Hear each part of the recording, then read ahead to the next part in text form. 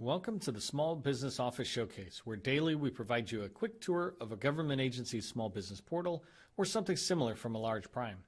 We understand that as a small business, time and resources are limited. We hope by quickly summarizing this information, we save you time and perhaps put you one step closer to your next contract. In this episode, we're going to focus on FEMA, Federal Emergency Management Agency. To make it easier for you to quickly do your own research, the links we discuss will be in the description below. In each episode, we'll target 6 pieces of information we think are most valuable to you. Does this agency have a small business portal? Does this agency list out events it hosts or attends so you can plan well in advance? Is there a forecast for the next 12 to 24 months that will help you identify opportunities? Does the agency provide a list of current primes that have an obligation to subcontract to small businesses? Is there any special registration required for this agency other than what's required for the entire federal government? And then finally, is there a list of people available that you can reach out to for help or to get questions answered? You can see the basic results on this slide, but let's go ahead and take a quick tour. I've already clicked on all these links and opened it up. Before I walk through them, I just wanted to mention that there is no special registration that we could find for FEMA. So let's go to the small business page.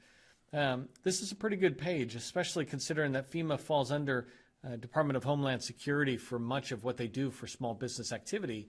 For them to have a page down here is great. A lot of good, useful information that I'll show as we start moving forward, but good job for that. Let's go ahead and move forward to events.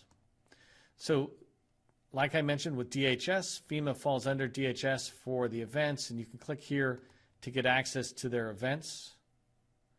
And you're able to see a consistent set of, or a regular schedule of events that are out there.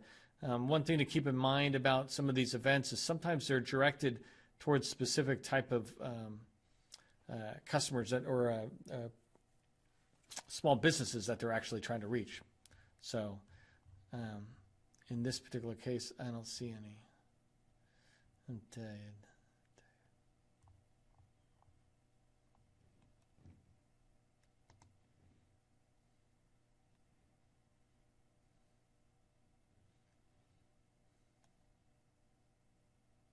Now we move over to the schedule. As you can see, there's a PDF schedule here that you can download. You can find the events they have. They're regularly scheduled. This is a fiscal year calendar that you see, and almost all of them look like they're in DC. But you get good access to different people. Note that some of these activities, you can see in the bold, they're geared only towards certain groups of folks. And so in this particular case that we're looking at, it's for veteran-owned. But they do have a calendar, and that's great. Let's go ahead and move on to the forecast. So with the forecast, they've got a really good forecast here. You can scroll down. You can see certain information. A lot of good stuff here. It's got a point of contact, which is awesome. That's a big piece that you're looking for. And they also talk about who the primes are, or the incumbent is, as you're coming down. So that's really helpful. I've noticed some have these, some don't.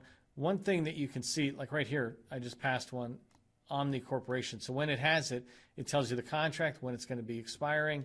That's incredibly valuable information. If you're trying to chase this opportunity down and you're going to team up with some people to know when it ends and when to begin to plan for it, it's a really good set of information.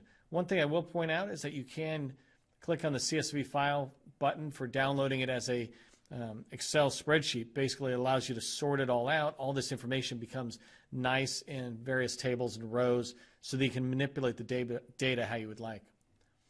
And then as we come over to the next one, do they have prime contractors? And they not only have prime contractors, but they have it twice, which I really thought was pretty cool. So first, you can come to this page for prime contractors, and as you come down, you can see that, like Accenture, for example, it has their point of contact. You can email this person. Some of them might actually have phone numbers as you come down, but as you can see, there's a lot of prime contractors here with points of contact information. So helpful for you as you try to reach out to perhaps get a subcontract under one of the prime contractors. I said there was 2, so here's the other one.